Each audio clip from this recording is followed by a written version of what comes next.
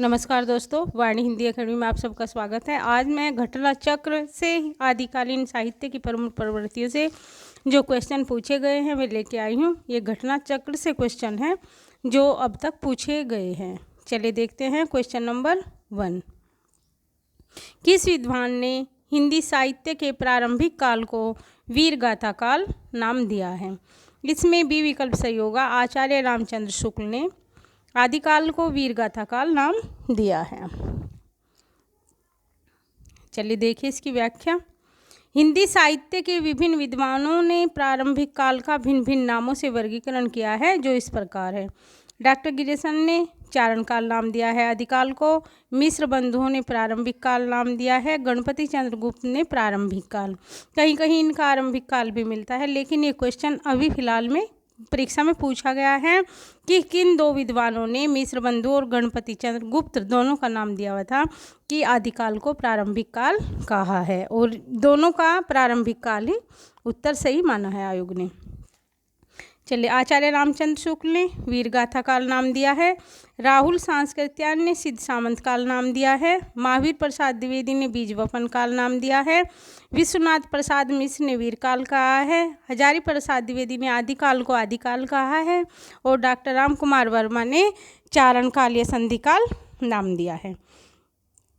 आदिकाल के नामकरण से संबंधित कौन सा युग अशुद्ध है? बीज वपन काल, मिश्र बंधु। बीज वपन काल अभी हमने देखा है महावीर प्रसाद द्विवेदी ने कहा है, ये विकल्प ही सही है। मिश्र बंधु ने क्या कहा है? प्रारंभिक काल कहा है। सिद्ध सामंत काल राहुल सांस्कृत्यायन जी ने कहा है। संधि एवं चारण काल डॉक्टर राम कुमार वर्मा ने, और वीरगाथा काल रामचंद्र शुक्ल ने कहा है। ये क्वेश्चन आश्रम पद्धति प्रवक्ता परीक्षा में 2009 में पूछा गया है। हिंदी साहित्य के प्रथम काल को वीरकाल किसने कहा है? वीरकाल कहने वाले विद्वान विश्वनाथ प्रसाद मिश्र है। मिश्र बंधु प्रारंभिक काल, राहुल सिद्ध सामंत काल, कुमार वर्मा चारण और संधि काल नाम दिया है। अगला क्वेश्चन देखिए। हिंदी के प्रारंभिक काल को वीरगाथा काल का नाम किसने दिया है? आचार्य रामचंद्र शुक्ल ने प्रारंभिक काल को वीरगाथा काल नाम दिया है। इसमें ए विकल्प सही होगा। टीजीटी परीक्षा में पूछा गया क्वेश्चन है 2009 में। आदिकाल को वीरगाथा काल किसने कहा है? रामचंद्र शुक्ल ने कहा है। टीजीटी परीक्षा में पूछा गया है। हिंदी साहित्य के आदिकाल को सिद्ध सामंत युग नाम किसके द्वारा दिया गया है? अभी हमने ऊपर देखा है इसको। राहुल सांस्कृत्यायन के द्वारा सिद्ध सामंत काल नाम युग नाम दिया गया है। सिद्ध सामंत युग नाम राहुल सांस्कृत्यायन के द्वारा दिया गया है। आदिकाल को सिद्ध सामंत युग डॉक्टर राम कुमार वर्मन राहुल सांस्कृत्यायन ने दिया है। इसमें ए विकल्प सही होगा। हिंदी साहित्य के आदिकाल को सिद्ध सामंत युग नाम किसने दिया है? ये क्वेश्चन देखो बार बार पूछा गया है, घुमा फिरा के। कभी किस तरीके से पूछा गया है, कभी जीआईसी परीक्षा प्रवक्ता के लिए ये पूछा गया है। आदिकाल को सिद्ध सामंत युग किसने कहा है? राहुल सांस्कृत्यायन ने कहा है। अगला क्वेश्चन देखिए। आदिकालीन हिंदी साहित्य को सिद्ध सामंत काल कहने वाले विद्वान हैं राहुल सांस्कृत्यायन जी। यही क्वेश्चन। बीज वपन काल किसने कहा है?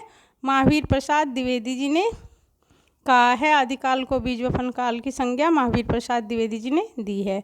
आदिकाल को बीज वपन काल महावीर प्रसाद द्विवेदी जी ने। देखो ये क्वेश्चन बार बार रिपीट हैं, बार बार पूछे गए हैं, और यहाँ से हर बार क्वेश्चन जरूर परीक्षा में पूछा जाता है नामकरण को लेकर।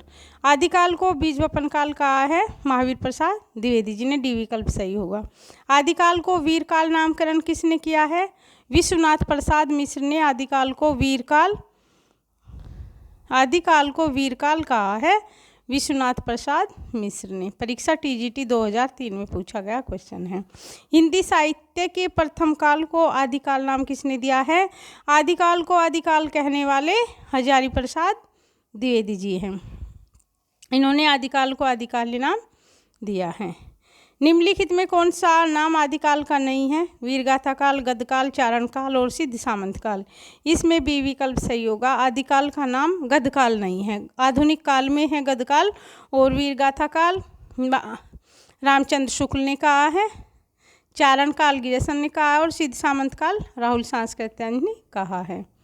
अगला क्वेश्चन देखिए, आदिकाल को प्रारंभिक काल कहने वाले मिश्र बंधु जी हैं। मिश्र बंधु 3 भाई थे, श्याम बिहारी, गणेश बिहारी, श्याम बिहारी और सुखदेव बिहारी।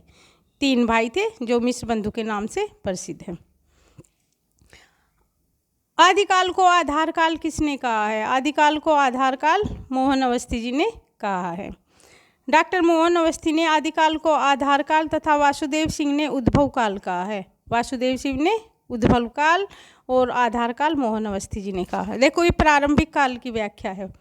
प्रारंभिक काल कहने वाले दोनों विद्वानों के नाम देखिए, व्याख्या देखिए।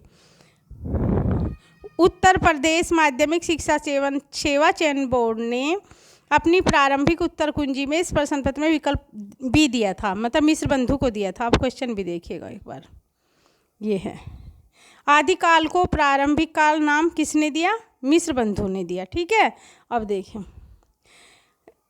विकल्प बी दिया था, किंतु संशोधित उत्तर कुंजी में इस प्रश्न को मूल्यांकन से बाहर कर दिया गया, क्योंकि मिश्र बंधु और डॉक्टर गणपति चंद्र गुप्त दोनों ने आदिकाल को प्रारंभिक काल नाम माना है। दोनों ने प्रारंभिक काल नाम दिया है और विकल्प में केवल मिश्र बंधु है, तो प्रश्न को इससे बाहर कर दिया गया था, डिलीट कर दिया गया था। तो आदिकाल को प्रारंभिक काल मिश्र बंधु और डॉक्टर गणपति चंद्र गुप्त दोनों के द्वारा आदिकाल को प्रारंभिक काल कहा गया है। आचार्य सूची 1 को सूची 2 से मिलाइए। आचार्य रामचंद्र शुक्ल ने क्या कहा है? वीर गाथा काल कहा है। हजारी प्रसाद द्विवेदी ने आदिकाल को आदिकाली नाम दिया है। राहुल सांस्कृत ने सिद्ध सामंत काल कहा है। मिश्र बंधुओं ने प्रारंभिक काल कहा है। इस तरह से इसका मिलान होगा। अगला क्वेश्चन देखिए इसकी व्याख्या। आचार्य रामचंद्र शुक्ल वीर गाथा काल, हजारी प्रसाद द्विवेदी आदिकाल, राहुल सांस्कृत्यायन सिद्ध सामंत काल, मिश्र बंधु प्रारंभिक काल। इनमें से किस साहित्य इतिहासकार ने अपने इतिहास ग्रंथ में हिंदी के गद्य साहित्य को गद्य का आविर्भाव, गद्य का परिवर्तन, गद्य का प्रसार और गद्य की वर्तमान गति नामक खंडों में विभक्त करके विवेचित किया है? किसने अपने इतिहास ग्रंथ में ऐसा किया है? रामचंद्र शुक्ल ने किया है। अपने इतिहास ग्रंथ को इन सब भागों में विभाजित कर इनकी को रामचंद्र शुक्ल ने किया है। आचार्य रामचंद्र शुक्ल ने अपने इतिहास ग्रंथ में हिंदी गद्य साहित्य को इस प्रकार से विभक्त किया है।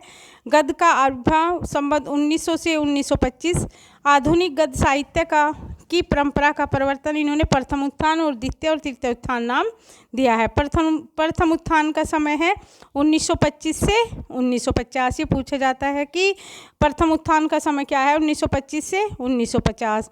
गद्य साहित्य का प्रसार को इन्होंने द्वितीय उत्थान नाम दिया है। इसका समय है 1950 से 1975। गद्य साहित्य की वर्तमान गति तृतीय उत्थान, 1975 से आगे के समय को इन्होंने तृतीय उत्थान नाम दिया है। आज रामचंद्र शुक्ल ने हिंदी साहित्य का प्रारंभ कब से माना है? हिंदी साहित्य का प्रारंभ 1050 से 1375 तक इन्होंने आदिकाल का समय मांगा है। वीरगाथा काल नाम दिया है इसको। इसका समय 1050 से 1375 तक। आचार्य रामचंद्र शुक्ल ने हिंदी साहित्य का आरंभ 1050 से माना है। हिंदी साहित्य के 900 वर्षों के इतिहास को 4 भागों में बांटते हुए आचार्य रामचंद्र शुक्ल ने इसका नामकरण किया है। आचार्य रामचंद्र शुक्ल ने 900 वर्षों के इतिहास को 4 भागों में विभाजित किया है और जिनका नामकरण इस प्रकार से उन्होंने किया है।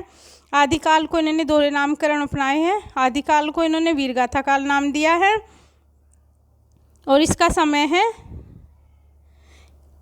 1050 से 1350 विक्रम संवत। पूर्व मध्यकाल को भक्तिकाल 1375 से 1700 विक्रम और उत्तर मध्यकाल को रीतिकाल संवत 1700 से 1900 और आधुनिक काल को गद्यकाल नाम दिया है 1900 से 1984 तक।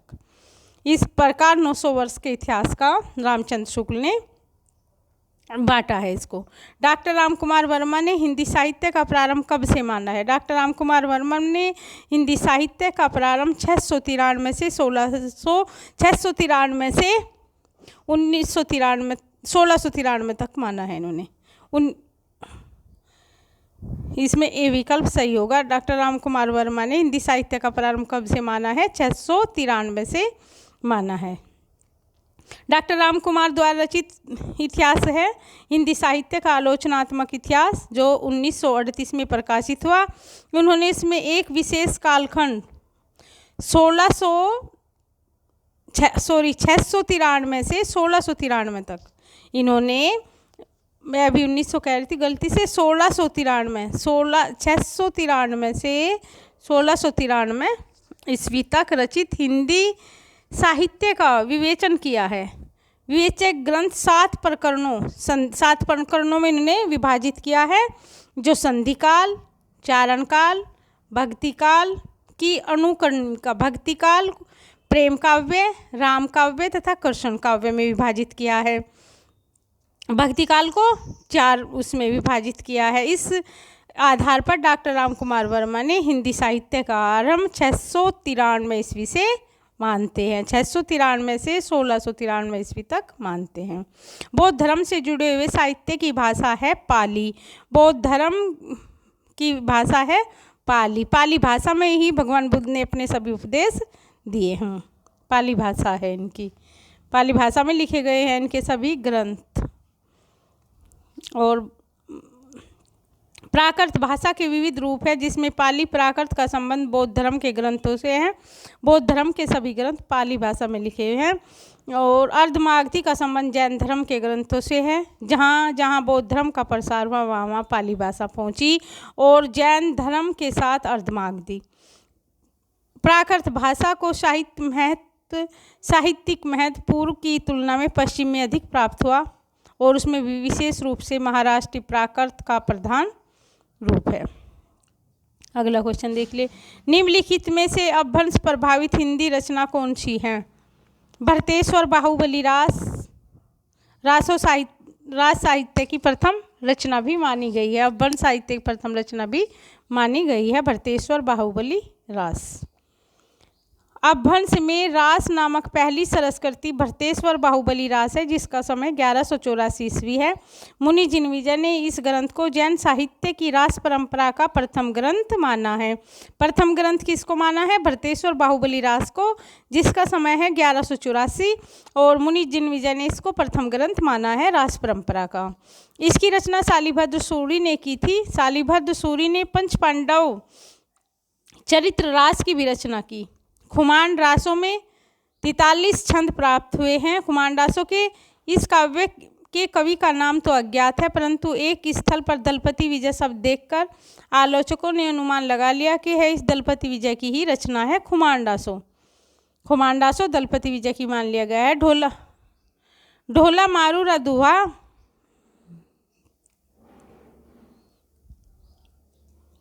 ढोला मारू रदुहा के कवि कल्लोल है। ढोला मारू रदुहा अपने मूल रूप में उपलब्ध नहीं है।